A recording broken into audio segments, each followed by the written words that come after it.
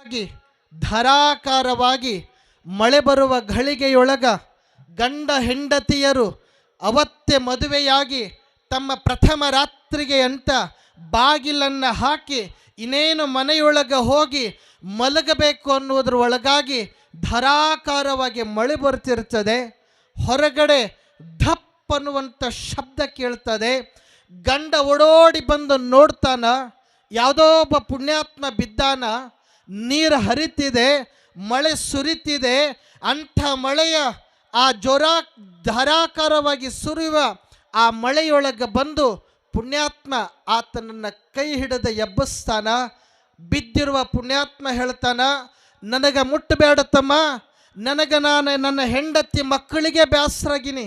ಇಡೀ ಊರು ಜನ ನಿನಗೆ ಕುಷ್ಠರೋಗ ಬಂದದ, ಊರೊಳಗೆ ಇರಬೇಡ ಅಂತ ಊರು ಹೊರಗೆ ಹೋಗಂತ ಕಳ್ಸಾಕತ್ತಾರ. ಊರು ಹೊರಗೆ ಹೊಂಟೀನಿ, ನನಗೆ ಮುಟ್ಟಿ ನೀ ಯಾಕೆ ಕುಷ್ಠರೋಗ ಪಡ್ಕೊಳ್ತೋ, ನನಗೆ ಮುಟ್ಟಬೇಡ ಅಂದಾಗ ಅದೇ ಕ್ಷಣ ಗಂಡ ಮನೆ ಒಳಗೆ ಬಂದು ಹೆಂಡತಿಯ ಹತ್ತಿರ ಮಾತುಗಳನ್ನು ತಗೊಳ್ತಾನ. ನಾನು ನೀನು ಮಲಗದ್ರ ನಮಗೆ 1 ಬೇಡ 2 ಬೇಡ 4 ಜನ ಮಕ್ಕಳಾಗ್ತಾವ. ಏನೋ ನಾನು ನೀನು ಮಲಗದ್ರ 2 ಬೇಡ 3 ಬೇಡ 4 ಜನ ನಮಗೆ ಮಕ್ಕಳಾಗಬಹುದು.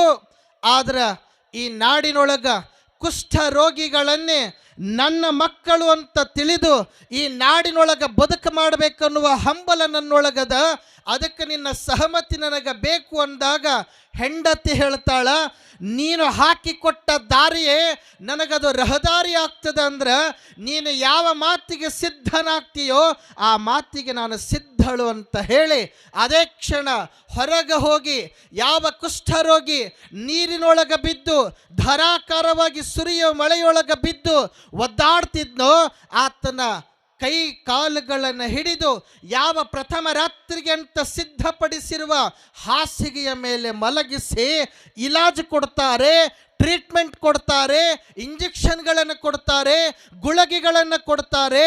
ಅಂಥ ಕೊಟ್ಟು ಆ ಮನೆಯನ್ನೇ ಆನಂದವನ ಅನ್ನುವಂಥ ಆಶ್ರಮವನ್ನು ಸ್ಥಾಪನೆ ಮಾಡ್ತಾರೆ.